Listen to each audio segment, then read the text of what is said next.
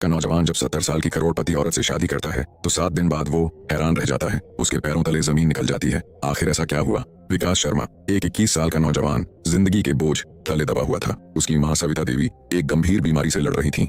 डॉक्टरों ने कह दिया था कि अगर तुरंत महंगा इलाज नहीं करवाया गया तो उनके बचने की उम्मीद बहुत कम है। दूसरी ओर उसकी 18 साल की बहन प्रतीक्षा, जिसने मुश्किल से एक मोतबर कॉलेज में दाखिला लिया था, फीस न भर सकने के कारण पढ़ाई छोड़ने के करीब थी।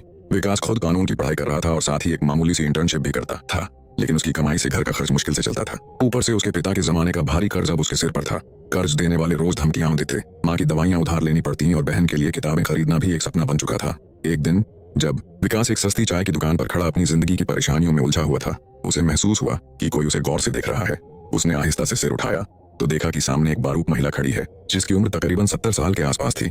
उनकी शख्सियत ऐसी थी कि कोई भी उन्हें नजरअंदाज नहीं कर सकता था। सफेद रंग की कीमती साड़ी, हीरों से सजे नफीस जेवरात और आंखों में झलकता वकार। विकास को समझ में नहीं आया कि इतनी बड़ी हस्ती वहां क्या कर रही थी और वो उसे क्यों देख रही थी। तुम्हारा नाम विकास शर्मा है? औरत की आवाज गहरी थी। तुम्हारी माँ सविता देवी गंभीर बीमारी से लड़ रही है और तुम्हारे सिर पर भारी कर्ज है।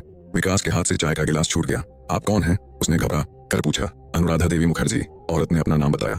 शायद तुमने मेरे बारे में सुना होगा। विकास को याद आया, मुखर्जी ग्रुप ऑफ इंडस्ट्रीज, देश के सबसे बड़े कारोबारी ग्रुपों में से एक, जिसकी मालकिन थी अनुराधा देवी मुखर्जी। अरबों की दौलत, हाई प्रोफाइल पार्टियां और बेशुमार विवादों से भरा हुआ नाम। लेकिन उस वक्त वो यहाँ क्या कर रही थी और उसे इतनी निजी बातें कैसे मालूम थी? आप मुझसे क्या चाहती हैं? विकास ने शक से पूछा। अनुराधा देवी ने गहरी सांस ली और कहा, शादी। विकास को लगा कि उसने कुछ गलत सुना है। क्या? हाँ, मैं तुमसे शादी करना चाहती हूँ, अनुराधा देवी ने सपाट लहजे में कहा। विकास के पैरों तले जमीन निकल गई। क्या ये मजाक था? 70 साल की एक अरबपति औरत एक 21 साल के जद्दोजहद करते नौजवान से शादी करना चाहती थी? ये कोई मजाक है? उसने हैरानी से पूछा। नहीं, अनुराधा देवी का चेहरा संजीदा था। अगर तुम मुझसे शादी करोगे तो मैं तुम्हारी माँ का पूरा इलाज करवाऊंगी, बहन की पढ़ाई का खर्च उठाऊंगी और तुम्हारे सारे कर्ज चुका दूंगी। विकास को लगा जैसे वो सपना देख रहा हो। बदले में मुझे क्या करना होगा? कुछ नहीं, बस मेरे कानूनी पति बनना होगा। शादी सिर्फ कागजात की हद तक होगी, तुम्हारी जिंदगी पर कोई पाबंदी नहीं होगी, तुम्हें पूरी आजादी मिलेगी। ये प्रस्ताव विकास के लिए किसी ख्वाब से कम न था, लेकिन उसके दिल में एक अजीब सा डर बैठ गया। ये औरत जो देश की सबसे अमीर खातून थी, शादी क्यों करना चाहती थी? क्या तुम्हें कुछ वक्त चाहिए? अनुराधा देवी ने पूछा। विकास को समझ नहीं आ रहा था कि क्या जवाब दे। वो जानता था कि ये प्रस्ताव किसी जाल की तरह लग रहा है, लेकिन ये भी सच था कि अगर उसने हाँ कर दी तो उसकी माँ को जिंदगी मिल सकती थी, बहन का भविष्य बन सकता था और उसकी जिंदगी बदल सकती थी। लेकिन क्या ये सब इतना आसान था? उसने गहरी सांस ली और कहा, मुझे सोचने के लिए वक्त चाहिए। अनुराधा देवी हल्का सा मुस्कुराई। ठीक है, लेकिन याद रखना, यह प्रस्ताव हमेशा के लिए नहीं रहेगा। यह कहकर वह धीरे से अपनी महंगी कार में बैठी और रवाना हो गई। लेकिन विकास के दिल और दिमाग में हजारों सवाल छोड़ गए। क्या यह सौदा वाकई इतना आसान था या इसके पीछे कोई गहरा राज छिपा था? विकास को अब तक यकीन नहीं हो रहा था कि उसकी शादी 70 साल की करोड़पति महिला अनुराधा देवी से हो चुकी है। सब कुछ इतनी तेजी से हुआ कि उसे समझने का मौका ही नहीं मिला।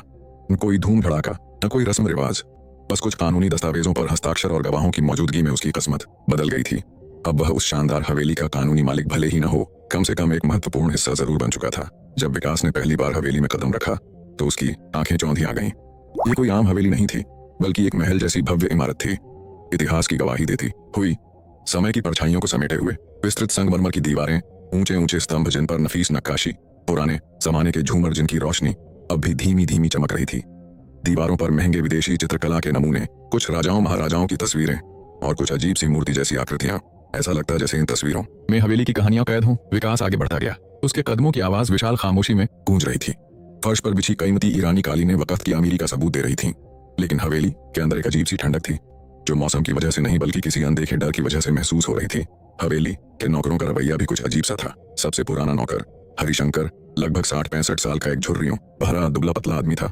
उसकी आंखों में हमेशा एक सहमा हुआ भाव रहता। जब भी विकास उससे कुछ पूछता, वह पहले इधर उधर देखता, जैसे तय कर रहा हो कि कोई सुन तो नहीं रहा। प्रीमा, हवेली की मुख्य नौकरानी, बहुत कम बोलने वाली थी। जब भी वह विकास के सामने आती, नजरें झुका लेती और जल्दी जल्दी अपना काम निपटा कर चली जाती। उसकी आंखों में भी कुछ ऐसा था जो विकास समझ न सका। वह डर था या गहरी उदासी। कोई भी बिना वजह विकास से बात नहीं करता था। हवेली में जितने लोग थे उससे कहीं ज्यादा खामोशियां थीं, लेकिन सबसे ज्यादा जिसने विकास को परेशान किया वह था दूसरे मंजिल का एक दरवाजा। हवेली के भीतरी हिस्से में एक चौड़ा संगमरमर का जीना सीधा ऊपर जाता था, लेकिन जब भी विकास ने वहां जाने की कोशिश की, कोई न कोई नौकर उसे रोक लेता।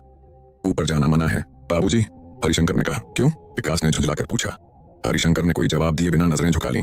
ऊपर जाने वाली सीढ़ियों के अंत में एक बड़ा सा काला लकड़ी का दरवाजा था। ऐसा महसूस होता जैसे अंधेरे ने उसे अपने अंदर कैद कर रखा हो। दरवाजे पर एक भारी सा लोहे का ताला लगा था, लेकिन सबसे अजीब बात यह थी कि दरवाजे के ठीक ऊपर एक सीसीटीवी कैमरा लगा था, जो हर वक्त उस दरवाजे पर नजर रखे हुए था। विकास को झटका लगा। अगर दरवाजा बंद ही रखना था तो उस पर निगरानी की जरूरत क्यों थी? क्या उस दरवाजे के पीछे कोई रहस्य छिपा हुआ था? पहली ही रात विकास को कुछ अजीब सी आवाजें सुनाई दी। घड़-घड़ टिक-टिक, जैसे कोई लकड़ी पर धीरे धीरे चल रहा हो। यह आवाज दूसरी मंजिल से आ रही थी। विकास उठा और बाहर निकला। जैसे ही उसने ऊपर जाने की कोशिश की, हरिशंकर सामने आ गया। आप यहाँ क्या कर रहे हैं बाबूजी? विकास चुप हो गया। हरिशंकर की आंखों में हल्की सी घबराहट थी।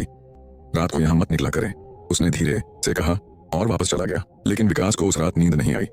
वह जानना चाहता था आखिर दूसरी मंजिल के उस बंद दरवाजे के पीछे है क्या। धीरे धीरे उसे पता चला कि यह हवेली पहले राजेश मुखर्जी नाम के एक करोड़पति बिजनेसमैन की थी, जो 15 साल पहले एक रहस्यमय हादसे में मारा गया था। कहा जाता था कि उसकी मौत इसी हवेली के अंदर हुई, लेकिन उसकी लाश आज तक नहीं मिली।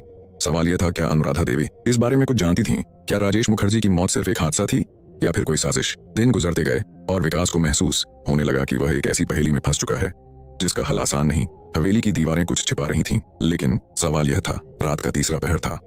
हवेली के बड़े झूमर की रोशनी धीमी हो चुकी थी। बाहर तेज हवाएं दीवारों से टकरा रही थीं, जैसे कोई गहरा राज सरगोशी कर रहा हो। अंदर खामोशी थी, लेकिन विकास के दिल में तूफान उठ रहा था। उसे अभी अभी पता चला था कि अनुराधा देवी उससे कुछ बड़ा सच छुपा रही है। वह अब तक नहीं जानता कि वह सच क्या है, लेकिन वह जानता था कि जब वह सामने आएगा तो शायद बहुत देर हो चुकी होगी। विकास ने खुद को संभालने की कोशिश की, लेकिन बेचैनी उसके अंदर तूफान की तरह उठ रही थी। ऐसा महसूस हो रहा था जैसे कोई अनदेखी ताकत उसे पुकार रही हो।